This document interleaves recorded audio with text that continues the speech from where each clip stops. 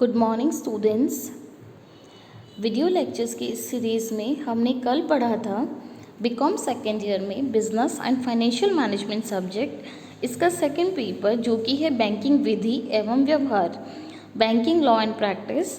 इसका हमने एक टॉपिक कल पढ़ा termination of relationship between banker and customer, कि किस तरह से बैंकर और ग्राहक के रिलेशनशिप समाप्त हो सकते हैं। इसके कई अलग अलग तरीके हमने देखे कि जब कस्टमर चलाकर अपना अकाउंट क्लोज़ करवाना चाहता है या बैंकर कस्टमर का अकाउंट क्लोज़ करने के लिए किसी भी वजह से विवश हो जाता है, या फिर कस्टमर की डेथ हो जाए, कस्टमर इंसान हो जाए, पागल हो जाए, कस्टमर इंसॉल्वेंट हो जाए, दिवालिया हो जाए, या फिर कस्टमर के अकाउंट के अगेंस्ट बैंकर को कोर्ट से गार्निशी ऑर्डर कुर्की आदेश प्राप्त हो। इस तरह की कंडीशंस में बैंकर कस्टमर रिलेशनशिप समाप्त हो जाते हैं। ये हमने कल वीडियो में पढ़ा था। आज की इस क्लास में हम पढ़ेंगे rights and obligations of a banker, means एक बैंकर के क्या अधिकार है और एक बैंकर की क्या जिम्मेदारियां हैं। तो आइए आज का क्लास स्टार्ट करते हैं। देखिए, सबसे पहले हम पढ़ेंगे राइट्स ऑफ बैंक, कि बैंक के अधिकार क्या क्या है। जब बैंकर और कस्टमर के बीच कोई रिलेशन है तो ऐसे में बैंक के पास क्या क्या अधिकार है। तो सबसे पहला जो अधिकार है that is right of lien, ग्रहणाधिकार। Banker have a right to retain the things and property belonging to customer until the due of date is received.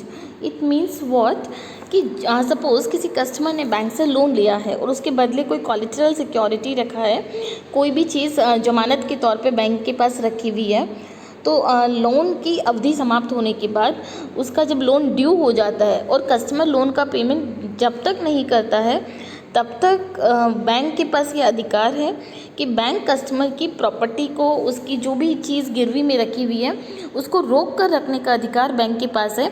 Customer bank को फोर्स नहीं कर सकता वो कोलेटरल सिक्योरिटी लौटाने के लिए। This is called right of lien, ग्रहणाधिकार। Next आता है राइट ऑफ सेट ऑफ, समायोजन करने का अधिकार।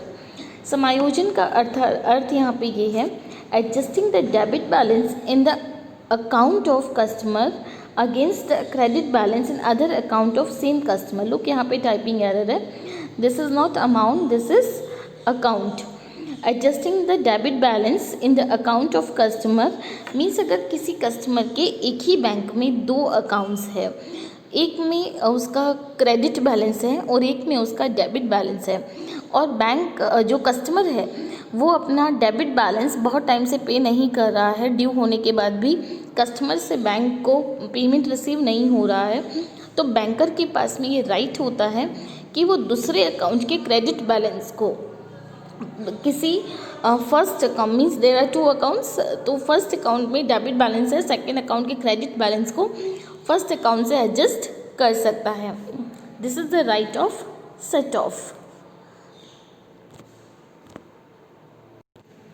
नेक्स्ट आता है right of appropriation of payments, means customer से जो भी पेमेंट रिसीव हो रहे हैं, जो भी भुगतान प्राप्त हो रहे हैं, उनका नियोजन करने का अधिकार भी, उनकी प्लानिंग करने का अधिकार भी किसके पास है? बैंक के पास। In the absence of clear instructions the bank will adjust the payment of repayment of loans received in chronological order.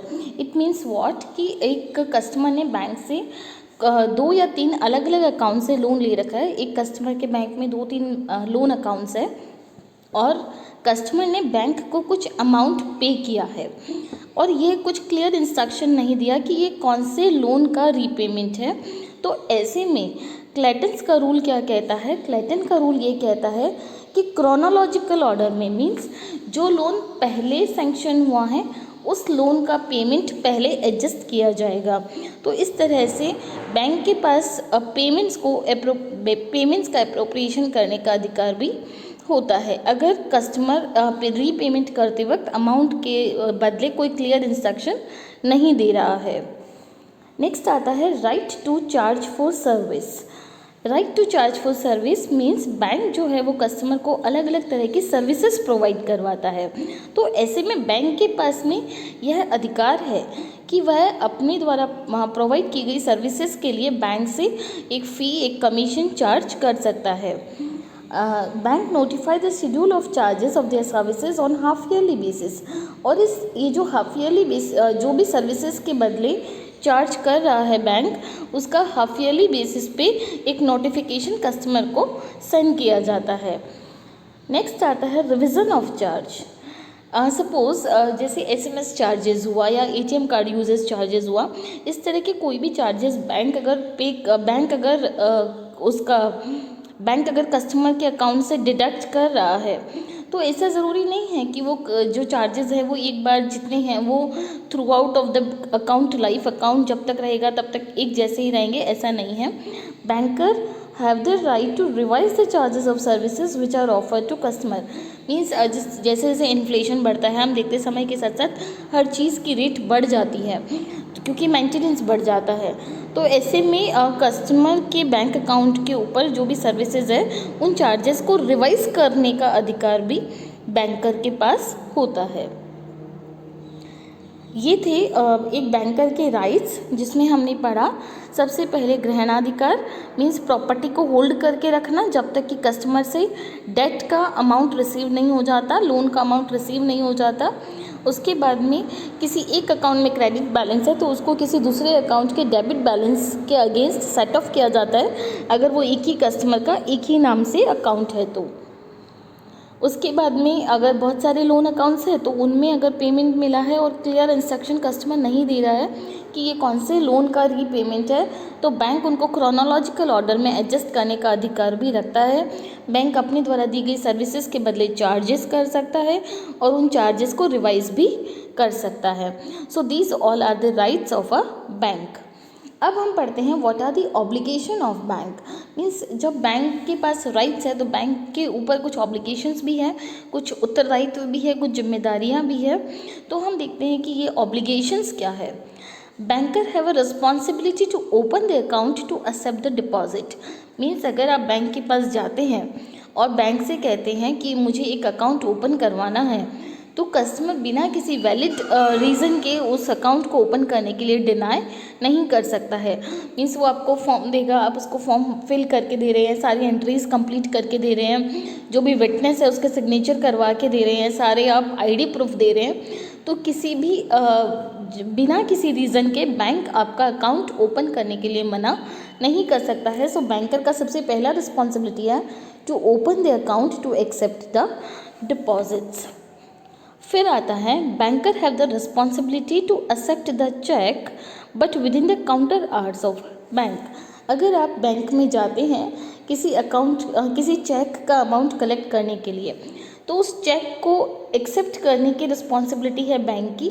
Bank मना नहीं कर सकता कि नहीं हम चेक नहीं लेंगे, लेकिन बशर्ते आप बैंक के काउंटर आवर्स के टाइम पर गए हो।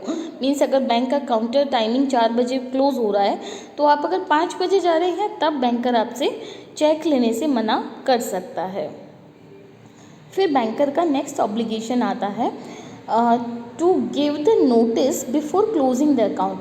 सपोज़ आपकी किसी भी बात से बैंकर परेशान है, आप किसी भी ऐसी अब सपोज़ कस्टमर हैबिचुअल है कि ओवरड्राफ्ट करवा रहा है बार बार, या फिर उसका चेक डिसऑनर हो रहा है, या कुछ ऐसी चीज़ों की डिमांड कर रहा है जिससे कि बैंक का स्टाफ परेशान हो रहा है किसी भी वजह से, या उसको कोई कोर्ट के ऑर्डर्स मिले हैं, तो ऐसे में बैंकर के पास राइट है कि वो अकाउंट क्लोज कर सकता है, लेकिन अकाउंट क्लोज करने से पहले वो कस्टमर को इस चीज़ का नोटिस भेजेगा।